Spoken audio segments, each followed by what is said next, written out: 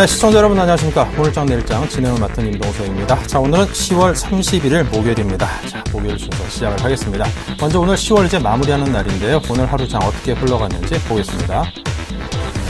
네, 먼저 코스피 오늘 좀 많이 빠졌습니다. 19.24포인트나 빠졌습니다. 2040선까지 쭉 밀려가 있는 상황이네요. 1% 가까운 낙폭인데요. 수급적인 면을 보겠습니다. 역시 외국인이 650억대 순매도를 했고요. 기관이 오늘 한 2천억 가까이 내다 팔았습니다. 개인만이 장을 떠받치고 있는 형국이군요. 코스닥입니다. 4포인트 가까이 역시 빠졌습니다. 533선까지 내려와 있습니다. 투자 주체별로 보면 역시 외국인과 기관의 쌍끌이 순매도입니다. 특히 외국인은 코스닥에서 더 많이 내다 팔았습니다. 원달러 환율 0.5원 소폭 내리면서 하지만 1060원대는 깨진 상황입니다.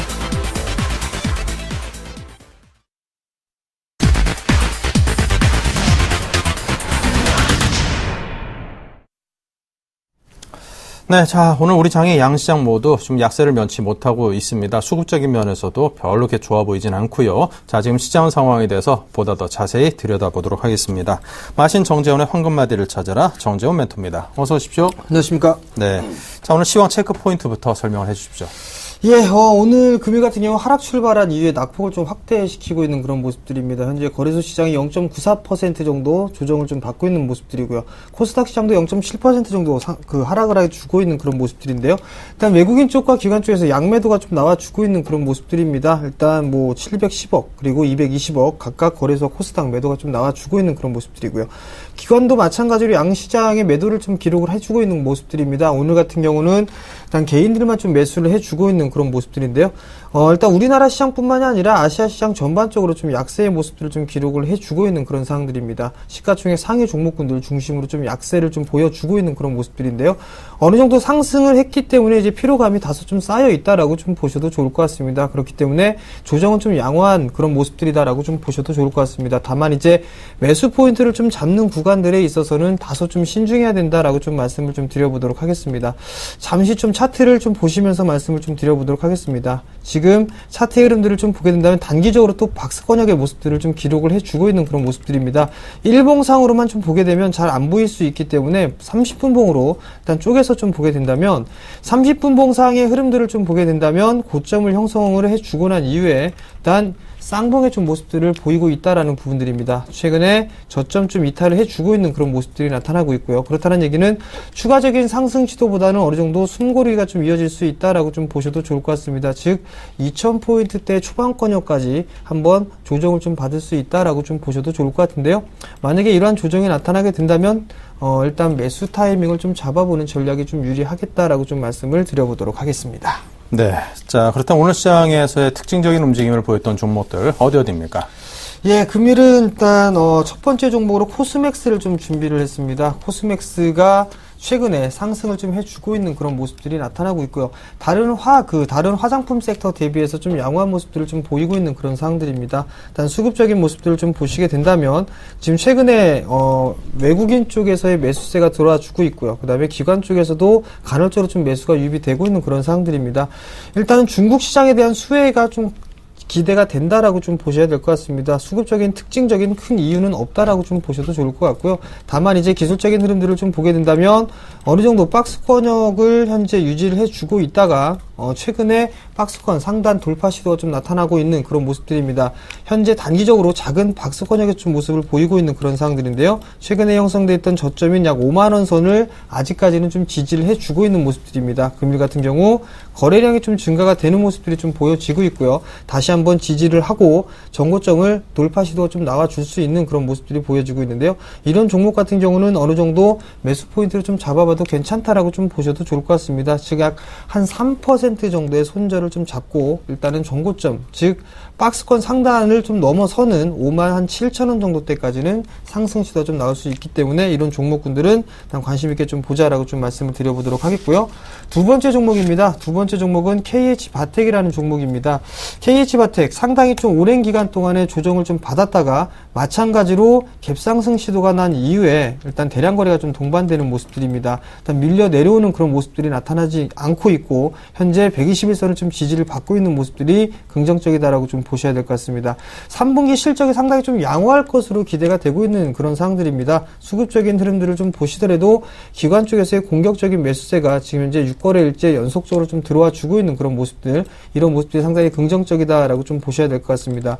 여전히 박스권역을 좀 진행을 해주고 있는 그런 모습들이지만 정고점에 대한 돌파 시도 정도는 한 번쯤 나와줄 수 있다라고 좀 보셔도 좋겠습니다. 일단 29,000원 정도 때까지는 추가적인 상승 시도가 좀 나와줄 수 있기 때문에 마찬가지로 최근 형성돼 있던 저점이죠. 약 한 26,000원 정도를 로스컷 기준으로 잡고 본다면 단기적인 트레이딩 관점으로도 괜찮다라고 좀 말씀을 드려보도록 하겠고요. 마지막 종목입니다. 마지막 종목은 일단은 두 종목을 좀 말씀을 좀 드렸었는데요. 세 번째 종목 같은 경우는 과거에 좀 많이 올랐었던 종목군들입니다. 일단 과거에 좀 말씀을 드렸었던 한일유화를 좀 잠깐 말씀을 좀 드려보도록 하겠는데요. 한일유화 같은 경우, 금일 같은 경우도 신고가의 흐름들이 나타나고 있다라고 좀 보셔도 좋습니다. 일단 기관 쪽과 외국인 쪽에서의 수급도 상당히 좀 괜찮은 그런 모습들인데요. 최근 들어서 기관 쪽에서는 매도가 좀 출회가 되고 있는 그런 상황들입니다. 결국 지금 이러한 종목군들이 상승을 해주는 그런 모습들은 주도 섹터 그리고 실적이 좋은 종목군들 위주로 탄력이 좀 강하다라고 좀 보셔야 될 것 같습니다. 근데 이제 한일유화 같은 경우는 굳이 추격 매수는 하지 말자라고 좀 말씀을 드리고 싶고요. 이런 종목군들이 이제 보유자의 좀 영역으로 봐야 된다라고 좀 말씀드리도록 하겠습니다. 네. 자, 한일 이화까지 설명을 들어봤습니다. 자, 그리고 미국 양준의 양적 완화 축소와 관련된 불확실성이 또다시 확산되고 있는 추세입니다. 자, 시장이 추가 상승 기대하기 좀 어렵다. 이런 의견들도 꽤나 있는데요. 지금 전체적인 시장의 지수대가 꽤나 높은 지경이고 보면은 아무래도 더 오를 거보다는 좀 더 조정을 받을 것이다라는 쪽에 확률상으로는 좀 점수를 줘야 되지 않나 그런 상황인 것 같기도 합니다. 자, 시장에 미칠 영향은 어떤 것들일지 전망과 함께 말씀해 주십시오. 예, 일단 전날 이 미국에서 출구 전략에 대한 불확실성이 좀 재확산된다라는 그런 얘기들이 좀 나왔었습니다. 일단 양적 완화 정책을 유지를 좀 결정을 한 그런 모습들인데요. 실업률이 일정 부분들 도달을 할 때까지는 일단 지속하겠다라는 부분들, 그리고 지표가 일단 지표에 대한 개선 부분들을 좀 확인을 해봐야 된다라고 좀 얘기를 하고 있습니다. 근데 여기서 좀 봐야 될 부분들은 우리나라 시장, 즉 외국인 쪽에서 매수를 해준 부분들이 과연 미국 때문인가 이 부분들을 좀 살펴봐야 될 것 같습니다. 일단 무엇 때문에 올랐는지 그 부분들을 확인을 해볼 필요성이 있을 것 같은데요. 일단 FOMC 같은 경우는 어느 정도의 예상을 했던 그런 부분들입니다. 그렇기 때문에 재료의 소멸이다라고 좀 보셔도 좋을 것 같고요. 다만 이제 만족할 만한 모두가 예상을 했던 그런 이 발표를 했었기 때문에 일단 단기적으로 좀 차익 관점으로 좀 보고 있다라고 좀 보셔도 좋을 것 같습니다. 이제는 어느 정도의 경기 회복에 베팅을 해주고 있는 그런 상황들이 지속이 됐었습니다. 그렇기 때문에 향후에 이런 관점은 지속적으로 좀 봐야 될 것 같은데요. 이제 앞으로 경기 지표가 이제 꾸준하게 좀 발표가 될 겁니다. 그런 모습들 추이를 보면서 조정을 받을 것이냐 아니면 재상승을 할 것이냐 이렇게 보시면 좋을 것 같고요. 지금 이제 상승을 했던 부분들 속에서도 이 추세를 좀 꺾이는 이러한 재료를 갖고는 좀 힘들 것이다라고 좀 보고 있습니다. 왜냐하면 주요 상승을 했던 원인이 아니기 때문에 어느 정도는 조정을 받는다라고 하더라도 그건 제한적인 영향을 좀 받을 것이다라고 좀 보셔도 좋을 것 같고요. 꾸준하게 자금이 유입이 되고 있는 이상 일단은 급격한 조정은 없을 것이다라고 판단을 하고 있습니다. 네. 자, 어제 상장한 현대로템 하루 만에 이제 68%나 수익을 냈다고 합니다. 대단합니다. 관심이 상당히 커지고 있는데요. 자, 이런 흐름이 어느 정도까지 지속이 될까요? 예, 일단 어제 상한가를 좀 기록을 한 이후에 금일 같은 경우도 41,000원대까지 상승을 했다가 밀려 내려오고 있는 그런 모습들입니다. 우선적으로 좀 봐야 될 부분들은 일단 일봉상으로 보게 되면 캔들이 두 개밖에 형성되어 있지 않기 때문에 잠깐 5분봉을 좀 보면서 말씀을 좀 드려보도록 하겠습니다. 주가가 좀 밀려 내려오는 흐름들이 나타나고 있는 그런 상황들입니다. 아마도 36,000원 정도 때까지는 밀리지 않을까라고 좀 보고 있습니다. 그 자리대가 지지가 된다라면 다시 한번 상승 시도가 좀 나와줄 수 있다라고 좀 보셔도 좋을 것 같은데요.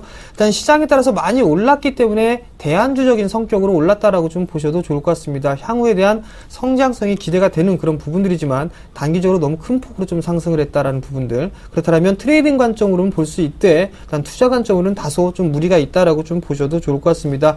수급적인 흐름들을 좀 보시더라도 외국인 쪽 같은 경우는 400만 주 이상 전날 매도를 해주는 그런 모습들이 나타났습니다. 반대로 기관 같은 경우는 300만 주, 그리고 개인은 약 127만 주 정도를 매수를 했는데요.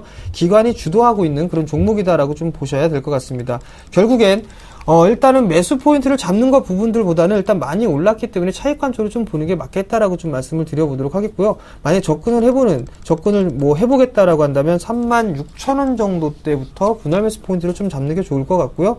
최근에 전날 형성돼 있던 저점입니다. 33,500원짜리 때가 일단 로스컷 자리로 좀 설정을 한다면 좋을 것 같은데요. 일단 신규 상장 종목입니다. 많이 어떤 지표라든가 이런 부분들이 하나도 없는 상황이기 때문에 일단 시장에 좀 맡겨놔야 됩니다. 그렇기 때문에 철저한 대응은 필요하다라고 좀 말씀드리겠습니다. 네. 자, 그리고 연말 연시제 소비 시즌을 앞두고요. 벌써부터 주식시장에 어떤 좋은 영향을 미칠까에 대한 관심들도 꽤나 높습니다. 자, 어떤 업종들에 관심을 둬야 될까요?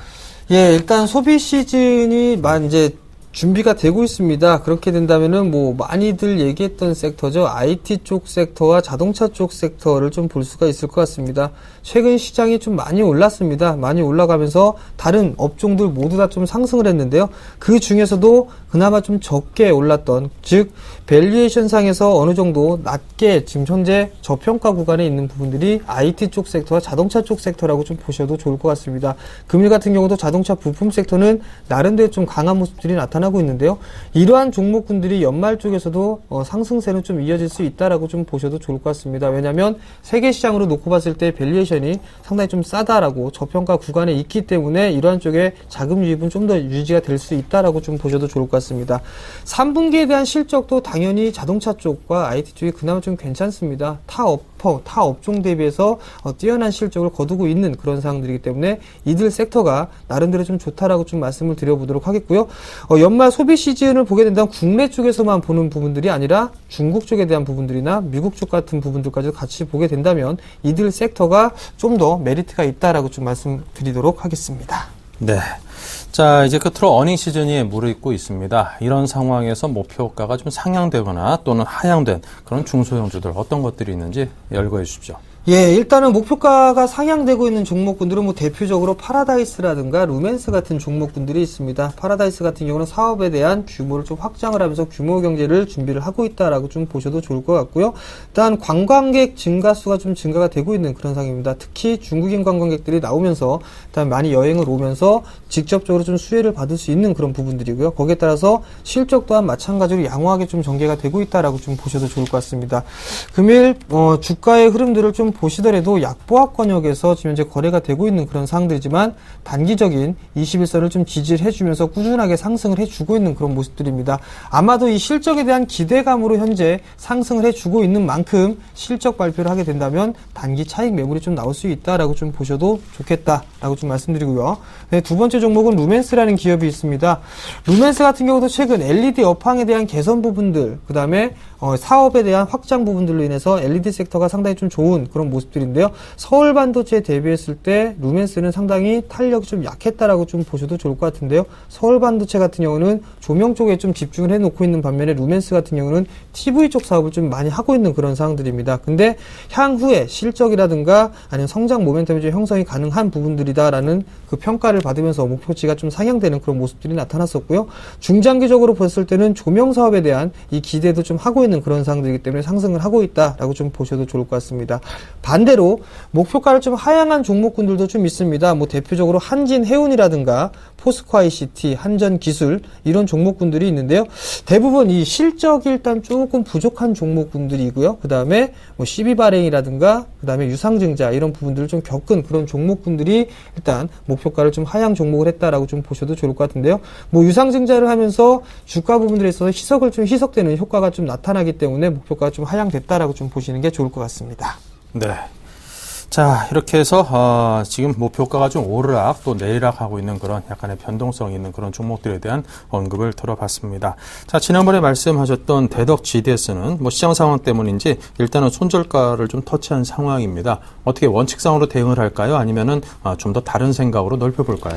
예, 일단 단기적으로 접근했던 만큼 3%의 손절가를 좀 터치를 했습니다. 일단 손절로 좀 대응하는 게 맞겠다라고 좀 보셔도 좋을 것 같고요. 잠깐 차트를 좀 보시게 된다면 단기적으로 박스권역의 흐름들이 좀 나타났다가 지금 현재 박스 하단권역에 있는 그런 모습들입니다. 만약에 60일선을 이탈해주는 흐름들이 나타나게 된다면 추가적으로 약간은 더 밀릴 수 있다라고 좀 보셔야 될 것 같습니다. 그렇다면 약 한 19,000원 정도 때까지 밀려 내려오는 모습들이 있기 때문에 만약에 19,000원 정도가 이탈되는 흐름들이 나오지 않는다면 이 구간 내에서 다시 한번 재매수 포인트를 좀 잡는 게 좋겠다라고 좀 말씀을 드려보도록 하겠습니다. 실적적인 측면으로 좀 보게 된다면 크게 문제가 되거나 그렇지는 않습니다. 실적은 좋게 나올 것으로 예상을 하고 있는데요. 단지 이제 시장에서 다소 좀 수혜를 받고 있는 그런 상황들입니다. 그렇기 때문에 한 19,000원 정도대에서 일단 재매수 포인트를 잡아보는 게 좋겠다라고 좀 말씀드리겠습니다. 네, 알겠습니다. 자, 이렇게 해서 대덕 GDS에 대한 AS 의견까지 여러분께 정리해 드렸습니다. 참고하시고요. 자, 지금까지 정재훈 멘토께서 수고해 주셨습니다. 감사합니다.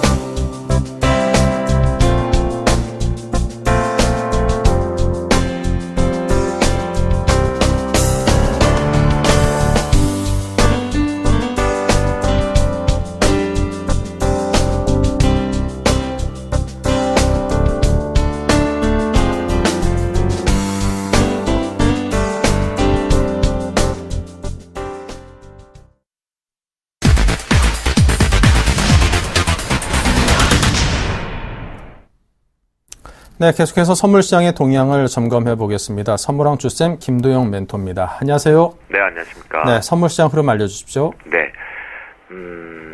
지금 현 선물.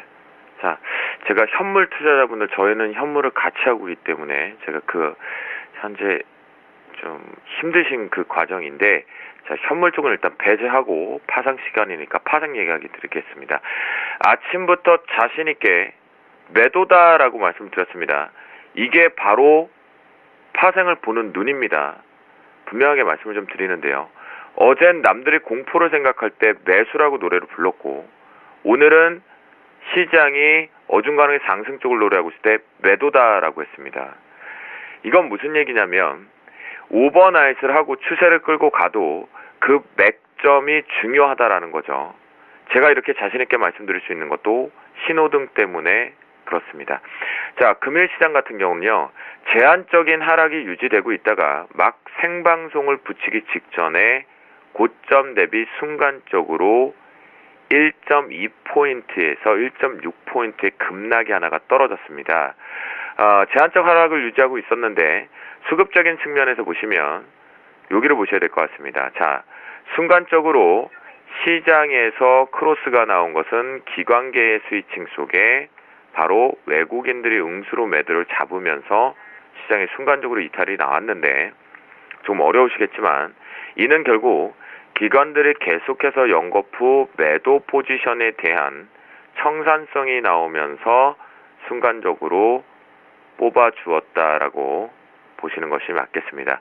그래서 외국인들 같은 경우는 철저하게 공격적인 성향을 받고 들어오는 것이 아니라 일반적으로 크로스적인 측면으로 가지고 나온다라고 말씀을 좀 드리도록 하겠고요. 자, 그 관점 속에서 옵션 시장을 좀 놓고 보면요. 콜옵션 시장 쪽에서 이제 순간적으로 급락이 나오자 외국인들의 매수 포지션이 잡혀가는 모습 이제 계속되고 있고요. 그다음에 풋옵션 쪽도 현재 기준에서는 이제 일부 어느 정도 횡보하고 있지만 기관계 쪽에 매도 포지션이 청산되는 포지션들이 나오고 있다라고 말씀 좀 드리겠습니다. 자, 그 속에서요, 기관이 나홀로 매수를 하고 있는데 이 부분이 이제 개인들은 매수 매도가 반복되고 있는 정도겠고요. 현재 기준 쪽에서 매수 유지를 하고 있지만 이것은 금융투자는 뭐라고 했다? 바로 청산성이다. 분명하게 환매수 중이다라고 보셔야 되고요. 프로그램 추이를 보면요. 차익과 비차익 쪽에 특히나 차익 쪽에서 오늘 베이시스가 2점대, 결국은 오전에 1점대 초반부터가 다시 베이시스로 2점대 올라서 고가놀이를 하고 있다가 지금 베이시스를 다시 1점대로 회귀시키면서 순간적으로 좀 부러지는 모습. 네. 베이시스 가장 시장의 수급의 꽃이다라고 했습니다. 아마 그 어느도 저도 매일 분석을 하지만 제일 어려워하고 제대로 해석하려고 하는 것이 베이시스입니다.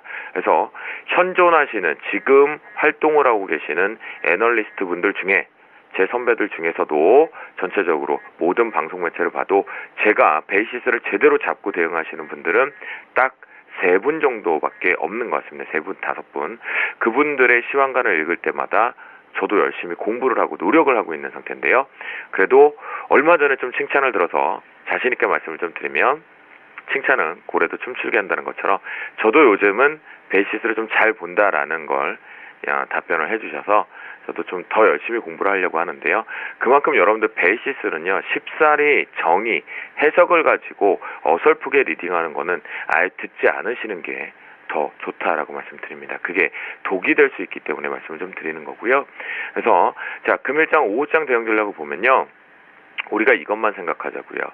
바로 뭐냐면 개인들의 지금 현재 포지션이 매수 스위칭이 되거든요. 이 매수 스위칭이란 단어는 뭐냐면 매도를 하고 있었죠. 분명히 오늘 하루 종일 매도를 좀 하고 있었어요. 아침 출발부터. 그러던 것이 지금 매수로 전환이 나오는 모습이거든요. 이 매수로 전환된 걸 스위칭이라는 표현을 쓰는 거고요. 그래서 이 매수 수급이 커지면 커질수록 시장은 오히려 반대로 좀 더 내려올 수 있다라고 말씀을 좀 드리는데요. 자, 일단 바꾸지는 않고요. 위험성 도래이기 때문에 이제 금일장 황금 라인을 신호등 갖고 가져가 보는데요. 바로 이겁니다. 보시면 현재 기준점에서 오전에 출발과 함께 올려차려고 하는 세력들이 나왔었지만 역시 신호등도 여기서 해물졌죠. 즉 이럴까 저럴까 갈팡지고 있었는 부분이었는데요. 그리고 나서 캔들 자체가 역시 녹색등 안쪽으로 들어오면서 매도 포지션을 유지했습니다. 또한 단기적인 트레이딩 관점에서는 요렇게가 매수 청산 부분에 대한 수익을 가져오죠. 그럼 한 번의 매매, 두 번의 매매, 세 번째 매매가 결정될 때 여기서 확정이 되죠. 예. 저희의 평균이 잡고 내려오는 부분의 포지션인데요. 자, 지금 중요한 자리, 오늘 중요했던 자리까지 일단 기술적으로는 다 순간적으로 급하게 내렸지만 내려온 것 같습니다. 그렇다면 여기서 기관계 쪽에서 인위적인 하락 부분을 만들어냈던 것이 지난 금요일, 수요일과 같은 패턴이다라고 보면 오늘의 지속성도 나왔기 때문에 여러분들께서는 이제는 매도 포지션을 일단 다 오전부터 잡고 끌고 뒤로 오셨던 분들도 다 이익 실현으로 좀 가져가 보자. 라고 말씀을 좀 드리도록 하겠고요. 그래서 금일장 황금 라인은요. 자막이 지금 나가 있을 겁니다. 아침 자막과 조금 다른 바로 60 자리까지 지금 잡아드렸는데 이 자막이 들어갈 자리가 이 자리였습니다. 정확히 이 자리였는데 이게 폭포수로 떨어지면서 지금 먼 자리가 됐죠. 그렇기 때문에 지금 여러분들께 말씀드리면 이제 여기를 보겠습니다. 요거는 좀 제가 잡아드려야 될 것 같죠? 요 정도를 보겠습니다. 270점대 초반부인 25에서 30대가 다시 저항대이면 역시 매도 포지션으로 일관하자라고 말씀을 드리도록 하겠습니다. 그렇기 때문에 지금 현재 기준점의 저점 269.65 중요 자리 부분에 대한 지지력이 좀 나오고 있고 이 부분 여파가 나온다라면 현재 기준 추가적인 급락도 제한적으로 이제 좀 걸릴 수 있는데 조금 더 내려올 수 있다 정도만 열어두시는데요. 현재 오후장에서 보면 그다음 여러분께서 이 부분이 이민희 나스닥과 미국 다우 선물에 의해서 S&P 선물 든 것 같이 미국장이 되게 안 좋을 것이다. 자, 그건 페이스북 때문이라는 건 앞에서 많이 들으셨을 겁니다. 그 관점을 측면적인 측면을 가지고 오버나잇을 매도를 치시는 것은 오늘 종가 위치를 보고 쳐야 된다라고 말씀을 좀 드리도록 하겠습니다. 그렇기 때문에 현재 기준 중에 여전히 오전과 같은 시간간으로 스위칭 매수를 잡아드리지 않고 매도로 일관하겠다라고 말씀드리겠습니다. 네. 자, 이렇게 해서 선물 시장에 대한 동향과 또 지금 현재 분석을 하시는 전문가분들이 지금 선물 시장에서 어느 정도 다들 또 정확하게 대응을 하고 있는지에 대한 그런 총평까지 함께 들어봤습니다. 자, 지금까지 샘플러스의 김도영 멘토와 함께 선물 시장의 동향 점검했습니다. 감사합니다. 네, 감사합니다.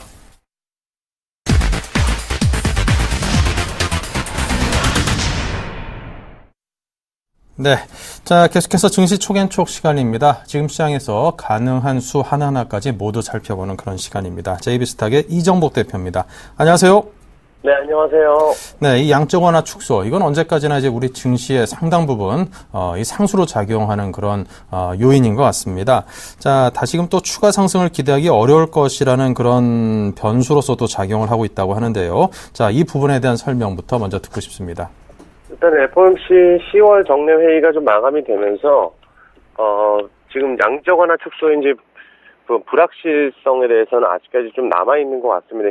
현행적으로는 양적 완화를 좀 유지를 하기로 했는데 또 이제 앞으로가 좀 불확실성이 좀 남아 있는 만큼 이 부분은 좀 예의주시하셔야 될 것 같고, 경제 지표가 실업률 자체가 목표치가 6.5% 정도 확인 후에 축소가 좀 예상이 되고 있습니다. 시장에서 그런 얘기가 많이 나오고 있고요.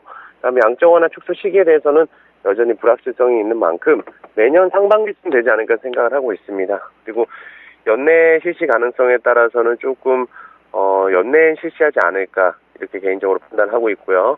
또 국내 외국인의 신규 매수분 역시 그동안 많이 매수해온 만큼 조금 쉬어갈 수 있겠다, 이 정도 생각을 하시면 될 것 같고요. 급격하게 매도로 뭐 전환된다든지 이런 부분은 없을 것 같습니다.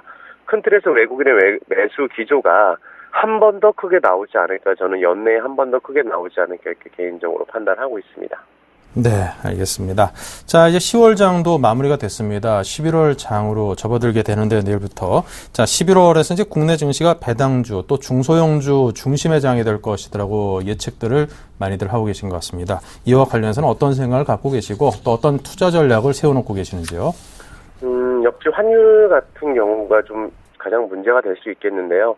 자, 하방 경직이 좀 어느 정도 강화가 되지 않을까 생각을 하고 있고요. 환율이 급격하게 하락하기에는 이제 정부에서 방어하고 있는 만큼 그 부분에 대해서는 1,050원 정도에서 어느 정도 지지란이 단기간은 좀 구축이 될 것이다 이렇게 생각을 하고 있습니다. 역시 이제 주가 강세장으로 갈 때는 역시 환율은 항상 워낙 강세가 이어져 왔기 때문에 중장기적으로 워낙 강세 기조는 유지가 될 것이라고 저는 판단을 하고 있고요. 단기적으로는 많이 빠진 만큼 조금 눌림목이 있을 수 있겠다 생각을 하고 있고요.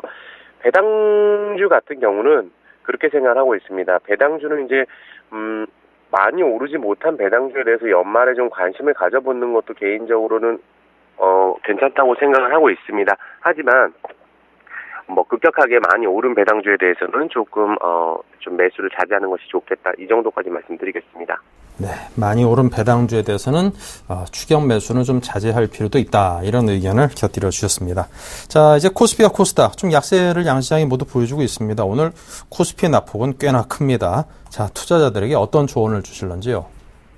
여전히 지금은 역시 대형주에서 중소형주 쪽으로 한 번은 이동할 수 있는 장세가 11월 달에 오지 않을까 생각을 하고 있습니다.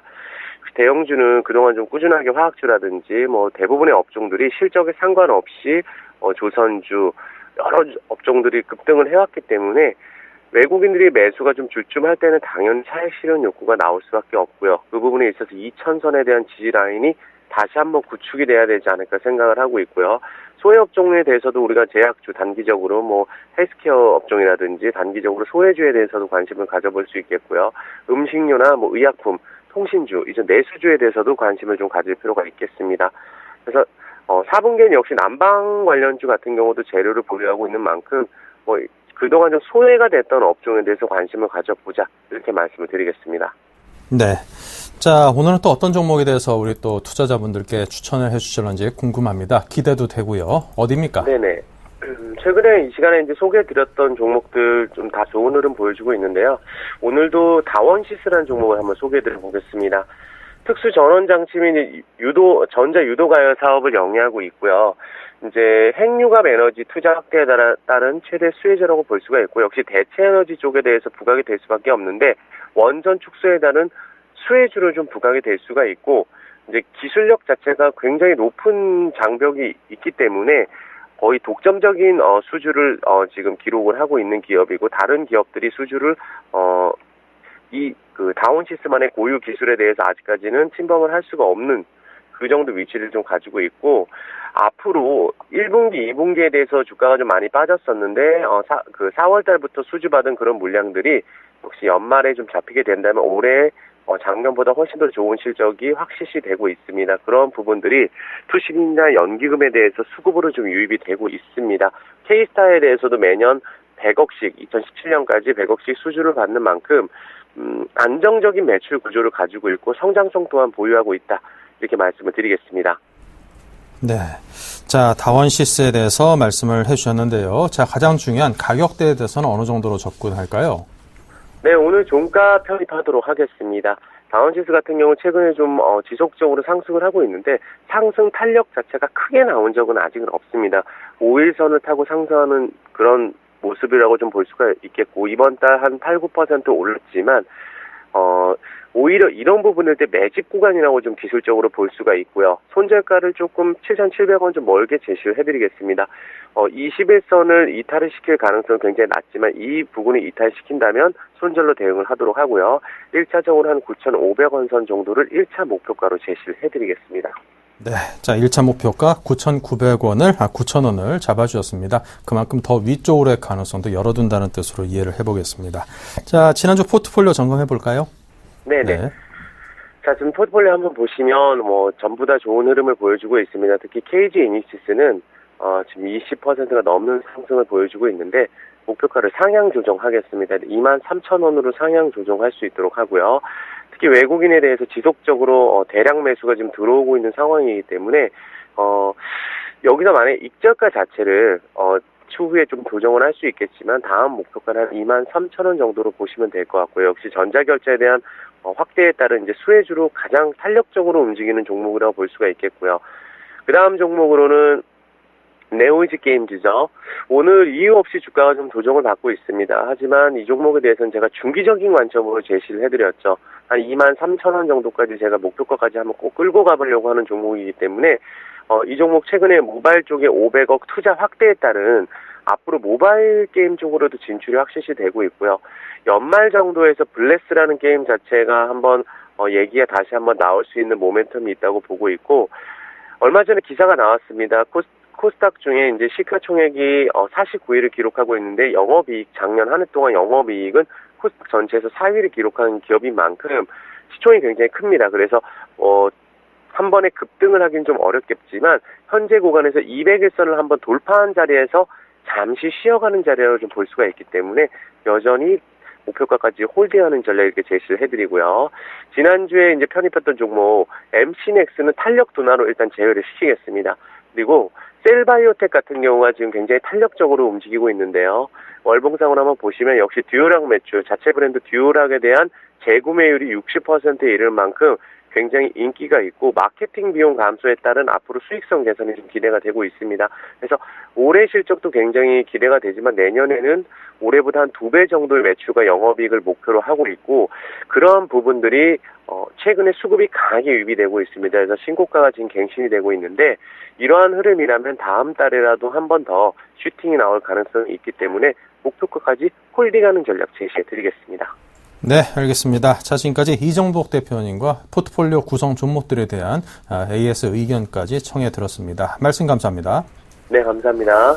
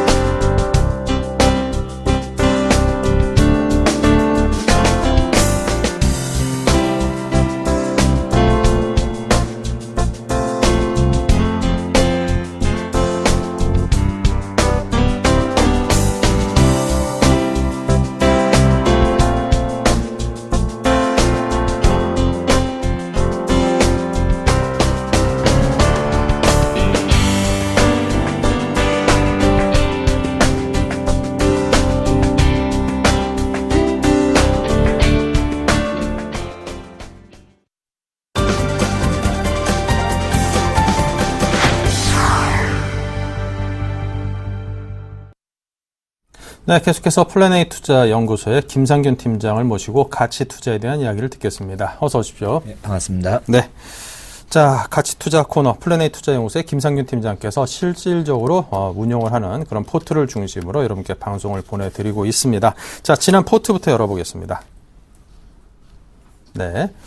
자, 어떤 종목들로 구성이 되는지 궁금하실 텐데요. 자, 지금 일단 현금 비중은 3분의 1, 35%입니다. 한양 ENG가 25% 비중으로 가장 많고요. 나머지 종목들 4개 종목이 10%씩으로 비중이 편입이 되어 있습니다.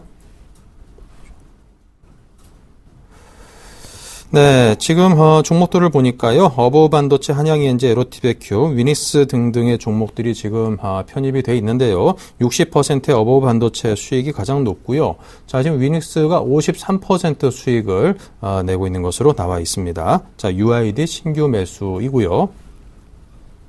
네, 지금 포트 부분에 있어서 약간의 좀 변동성이 좀 있는 것 같은데요. 네. 예, 전체적으로, 예, 오늘 지난주 같은 경우, 아이테스트 같은 경우에 지금 현금적으로 매도를 하겠다, 이렇게 아직 얘기를 안 했습니다. 오늘 그러니까요. 포트 전체적으로 조절이 있겠습니다. 네. 지금 상대적으로 보여준 포트 같은 경우에는 금일 이제 변경된 포트고, 지난주 같은 경우에 아이테스트를 보유하고 있었지만은, 아이테스트를, 현재 매도하겠다, 이렇게 말씀드리겠습니다. 아이테스트라는 종목 같은 경우에, 나쁜 회사라고 보시는 게 아닙니다. 아이테스트를 매도하는 가장 큰 이유는 시간적인 딜레이라 보시면 되겠습니다. 전체적으로 아이테스트를 저희가 분할 매수를 하면서 매수에 강행했던 것은 점차적으로 반도체 후공정, 특히 이 테스트 분야 쪽에서 좋아질 것이라고 예상하고 있고, 더욱이 SK 하이닉스가 지속적으로 매출을 올리고 있기 때문에 당연히 후공정 업체인 아이테스트도 매출이 지속적으로 좋아질 수밖에 없다. 더욱이 회계상으로 감가상각 연수가 늘어나면서 이익이 점차적으로 감소되는 이익이 증가되는 모습도 회계상으로 나오기 때문에 가격적인 메리트가 있다라고 생각돼서 아이테스트를 편입했습니다. 하지만 아이테스트를 편입하고 아이테스트가 세미텍이라는 회사를 인수하게 됩니다. 그 세미텍이라는 회사는 반도체 패키징을 하는 회사라 보시면 되겠습니다. 역시 SK 하이닉스의 매출의 95% 정도를 차지하고 있는 세미텍인 회사를 아이테스트가 인수를 하면서 그 인수 비용을 위해서 은행에서 차입을 하고 또 SK 동반펀드에서 CB를 모집한다든지 여러 가지 이슈가 나왔습니다. 그에 따른 턴키 효과, 즉 반도체 패키징과 아이테스트가 하고 있는 테스트 분야 두 개를 동시에 할 수 있는 턴키 효과가 발생할 수 있겠지만은 전체적으로 인수 시점이 마무리되는 것은 11월부터 시작해서 적어도 내년 정도부터 해서 실적이 가시화되지 않을까 이렇게 생각하고 있습니다. 그렇게 되면은 전체적으로 올해 실적은 예상 가이던스 대비해서 하회할 가능성이 높기 때문에 우선적으로 아이테스트를 매도하고 좀 더 상승 탄력이 높은 종목으로 크러싱, 교체 매매를 하는 것을 권해드리도록 하겠습니다. 네. 자, 먼저 이제 아이테스트 부분, 오늘 아직 매도 의견을 주시기 전에 지금 포트 전체에서 그 아이테스트가 빠져 있기 때문에 그 부분은 약간의 착오가 있었음을 여러분께 양해 말씀을 드리고요. 자, 근데 아이테스트 이 한 종목에 대해서 일단 여쭤보고 싶은 게 있습니다. 기존에 추천을 하실 때 매수를 해가지고 지금 현재 손실을 보고 계신 분들이 계실 테고, 이 부분들은 좀 그런 게 있을 것 같습니다. 한 100억대 정도 뭐 전환사채도 발행되고 그러면은 이 자본금 규모 대비해서 적은 금액이 아니기 때문에 기존 주주들 입장에서는 좀 어떤 뭐 주가의 희석이라든가, 이런 부분들에 대한 염려가 좀 된다라고도 생각이 될 수 있고요. 반면 지금 아이테스트 안 갖고 있는 분들은 말씀하신 대로 이제 세미텍이라는 패키징 업체를 인수했기 때문에 후공정을 담당하는 테스트 패키징 모든 걸 이제 같이 하는 회사로 이제 변신했단 말이죠. 시간은 좀 걸리겠지만 이익이라든가 여러 가지 면에서 이제 상향된다라고 하면은 난 사고 싶다. 근데 어느 정도 가격에 사야 되는가? 이런 질문을 드릴 수 있을 것 같습니다. 갖고 있으면서 손실을 보고 계시는 분, 안 갖고 있지만 사고 싶은 분, 그 두 분을 위해서 좀 답변을 주십시오. 예, 전체적으로 아이테스트가 세미텍을 인수한 것은 장기적으로 봤을 때는 무조건 호재라는 생각이 듭니다. 전체적으로 반도체 테스트 패키지 하는 턴키, 일괄적으로 작업하는 회사는 매출 자체가 늘어날 수밖에 없는 구조입니다. 해외 같은 경우에는 거의 대부분 턴키를 하고 있고 국내에서만 상대적으로 패키지라든지 테스트라든지 이 분야를 떨어뜨리고 있습니다. 하지만 아이테스트가 규모의 경쟁, 즉 패키지까지 인수를 하면서 턴키 효과가 지속적으로 발생할 수 있다 이렇게 보실 수가 있겠습니다. 하지만 아까 말씀드린 것처럼 인수하고 여러 가지 작업이라든지 이런 부분이 거치고 나서 최소한 빨라도 내년부터 턴키 효과가 발생될 것이라고 보이고 있습니다. 그리고 턴키 효과가 발생한다고 하더라도 당장 물력이 늘어나는 것이 아니라 점차적으로 개선이 될 것으로 예상되기 때문에 상대적으로 투자를 했을 경우에 어느 정도 회수 시점, 즉 시간의 가치가 필요한 기업이다 이렇게 보시면 되겠습니다. 아이테스트라는 기업을 봤을 때 나는 장기적으로 이 아이테스트라는 기업에 대해서 믿을 믿음을 가지고 끝까지 끌고 가겠다 이런 분들께서는 오히려 지금 가격, 지금 전저점 계속 지속적으로 내려가고 있는데 지금부터라서 다시 신규로 매수하는 분들은 분할 매수로 꾸준히 접근할 경우에는 내년, 내후년을 봤을 때는 충분히 이득을 보고 나오지 않을까 이렇게 예상하고 있습니다. 반대로 이미 매수를 해서 들고 있는 분 같은 경우에는 나는 이 종목에 대해서 조금 믿음이 부족하고 상대적으로 시간이 많이 걸리는 것에 대해서 상대적으로 좀 힘들다 이런 분들께서는 우선은 현금 확보를 하시고 차후 다른 종목을 노려보시고 나는 이 손실을 보면서 매도하기 싫다 이런 분들께서는 장기적으로 아이테스트는 지속적으로 좋아질 걸로 예상하기 때문에 꾸준히 홀딩을 하고 오히려 주가 자체가 많이 싸지거나 시장의 흐름이 좋아질 때 다시 분할 매수로 추가 매수를 해서 포트의 평균 단가를 내리는 전략이 좀 더 좋을 것 같습니다. 이때 중요한 것은 언제부터 평균 단가를 내릴 것인가 이 부분에 대해서 생각을 하실 필요가 있는데 SK 하이닉스가 지속적으로 실적이 좋아지면서 Q 반도체의 물량 자체가 증가하고 있다라는 뉴스라든지 소식이 나올 때 그때쯤에서부터 다시 분할 매수로 포트의 비중을 채우는 전략을 제시해 드리도록 하겠습니다. 네, 알겠습니다. 아이테스트에 대한 의견을 들어봤고요. 자, 그 밖에 어버반도체, 한양현재, 에로티베큐, 유닉스 등등이 있습니다. 이 종목들에 대한 의견도 쭉 이어가 보겠습니다. 예, 제일 먼저 위닉스라는 종목입니다. 위닉스 같은 경우에 최근에 에어워셔 판매가 지속적으로 좋아지고 있습니다. 당연히 제스키 같은 경우에 내년 여름입니다. 내년 여름을 기대하면서 저는 매수를 한 것이고 에어워셔 같은 경우에도 생각보다 제가 기대했던 것보다 이상으로 매출이 잘 나오고 있습니다. 유닉스 같은 경우에는 상대적으로 B2C 기업이면서 지속적으로 회사는 성장하고 있고 우리나라의 정서와 딱 맞는 기업이다 이렇게 말씀드릴 수가 있겠습니다. 지금 약 60% 수익이 났지만은 장기적으로 봤을 때는 세 자릿수까지는 충분히 돌파할 수 있다고 보기 때문에 저는 강력하게 홀딩하는 것을 추천해 드리도록 하겠습니다. 그리고 LOD 베큐이라는 회사입니다. LOD 베큐 같은 경우에 제가 지속적으로 언급을 해드렸던 게 3분기에는 소폭 BP 또는 적자가 예상되고 있고 4분기에 사상 최대 실적이 나올 것을 예상하고 있습니다. 그렇기 때문에 LOD 베큐는 오히려 지금 매수를 못했던 분들 같은 경우는 꾸준히 관심을 가지면서 3분기 실적이 나올 때쯤 3분기 실적 같은 경우에는 보통 평균적으로 11월 중순에서 11월 말 정도로 예상되고 있습니다. 그 전선으로 해서 분할 매수로 접근할 경우에는 4분기 사상 최대 실적을 노릴 수도 있다 이렇게 말씀드리겠습니다. 그리고 한양ENG입니다. 한양ENG 같은 경우에 최근에 7,500원까지 올랐다가 다시 7,000원 이하로 내려왔습니다. 반대적으로 한양ENG와 똑같은 작업을 하고 일을 하고 있는 경쟁회사인 STI 같은 경우에는 그 주가가 급등을 하고 성도ENG 같은 경우에도 주가 자체가 강세를 보이고 있습니다. 하지만 한양ENG 같은 경우는 상대적으로 소외를 보고 있습니다. 별 이유는 없다고 보시면 되겠습니다. 다른 동일한 경쟁업체들이 같이 올라갔기 때문에 상대적으로 한양ENG도 키 맞추기 위해서 주가 자체가 다시 한번 탄력이 나오지 않을까 이렇게 예상할 수가 있겠습니다.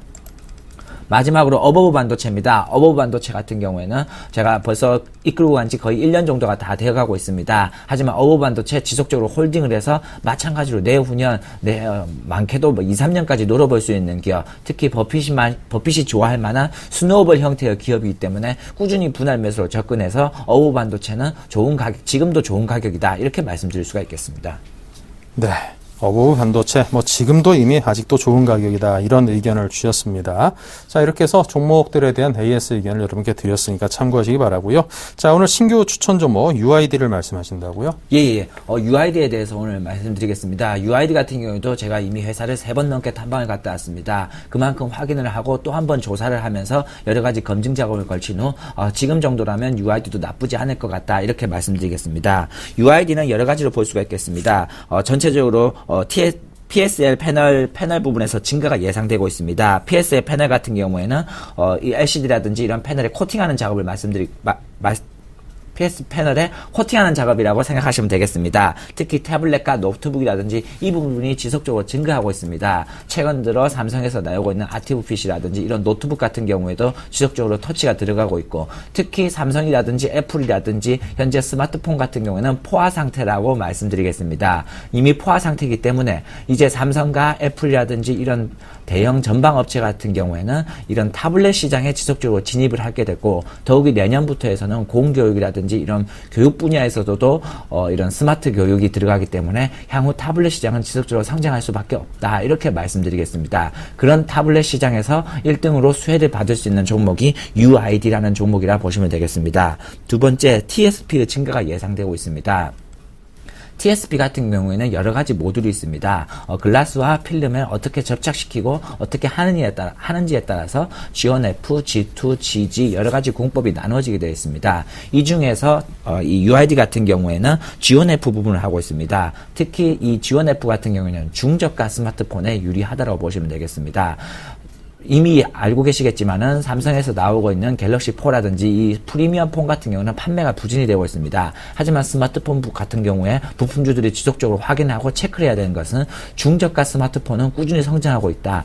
중국, 인도, 베트남 이 시장이 아직도 크게 성장하고 있고 지속적으로 폭발적으로 성장할 가능성이 매우 높기 때문에 이 부분에 따라서 수혜를 받을 수가 있다. 이렇게 말씀드리겠습니다. 그렇기 때문에 UID는 타블렛과 중저가 폰에 대해서 수혜지를 받을 수 있기 때문에 향후 기대가 된다 이렇게 말씀드리겠습니다. 더욱이 기존 사업 말고도 신규 사업을 진행하고 있습니다. OCA라든지 강화 커버 글래스입니다. OCA 같은 경우에는 필름과 유리라든지 이런 부분에서 접착하는 겁니다. 특히 OCR과 OCA로 나뉠 수가 있는데 OCA 같은 경우는 필름에 테이프를 붙여서 붙이는 것이고 OCR 같은 경우는 번딩이라든지 어떤 액을 도포해서 붙이는 것입니다. 각자 장단점이 있고 이 부분에 대한 매출이 빠르면 내년부터 해서 매출이 가시화될 것으로 예상되고 있습니다. 특히 강화 커버 클래스 같은 경우에도 내년부터 당장 매출이 발생될 것으로 예상하기 때문에 올해의 실적도 좋고 내년도의 실적도 좋다 이렇게 말씀드리겠습니다. 3분기에 올해 최고 실적을 갱신할 것으로 예상되고 있습니다. 그런데 중요한 것은 3분기의 실적도 그렇게 좋은데 4분기의 실적은 3분기 실적을 뛰어넘는 또다시 최대 실적을 예상하고 있습니다. 그리고 다시 2014년도에 내년의 실적을 봤을 때는 밸류에이션상 퍼 6배 정도의 저평가 구간입니다. 즉 내년도의 실적도 올해의 실적을 또 한 번 뛰어넘는 매년 실적을 갱신하는 매년 30% 이상 꾸준히 성장하면서 실적을 매년 갱신해주는 메리트 있는 회사라 보시면 되겠습니다. 차트를 보면서 다시 한번 간단하게 설명을 해드리도록 하겠습니다. 주가 자체가 만원대에서 다시 한번 레벨업이 되면서 11,000원대에 안착을 했습니다. 차트를 봤을 경우 단기적으로 어느 정도 너무 많이 오른 게 아닌가 이런 생각을 가질 수가 있겠습니다. 하지만 중요한 것은 회사는 성장하고 있고 회사가 성장하면서 마찬가지로 주식도 같이 성장할 수 있다 이렇게 말씀드리겠습니다. 그렇기 때문에 11,000원 정도의 언저리를 바닥권이라 보시고 11,000원에서 12,000원 정도 지금 종가 가격이라면 제가 꾸준히 분할 매수를 접근하고 나는 좀 분할 매수를 하시겠다 이런 분들께서는 11,000원에서 12,000원대 가격대에서는 꾸준히 분할 매수를 접근하시는 것을 권해드리도록 하겠습니다. 그리고 전체적으로 1차 목표가는 15,000원을 제시해드리겠습니다. 15,000원이라는 가격이 절대적인 가격이 아니라 그때의 시장의 상황이라든지 수급이라든지 UID의 실적이 어떻게 변형되고 있는지 그 부분을 체크하면서 다시 한번 목표가 부분은 제시해드리도록 하겠습니다. 네, 자 이렇게 해서 오늘 UID에 대해서 추천을 오랜만에 또 받아봤습니다. 여러분께서 잘 참고하시기 바라고요. 오늘 드린 아이테스트에 대한 매도 의견에 대해서도 여러분께서 잘 꼼꼼히 챙겨보시기 바랍니다. 자, 지금까지 김상균 팀장님과 함께했습니다. 감사합니다. 고맙습니다. 네, 1부는 여기서 마치고요. 잠시 후 2부에서는 수익의 달인 김선임 멘토 또 거침없이 진격하는 이상로 멘토도 준비하고 있습니다. 잠시 후 뵙겠습니다.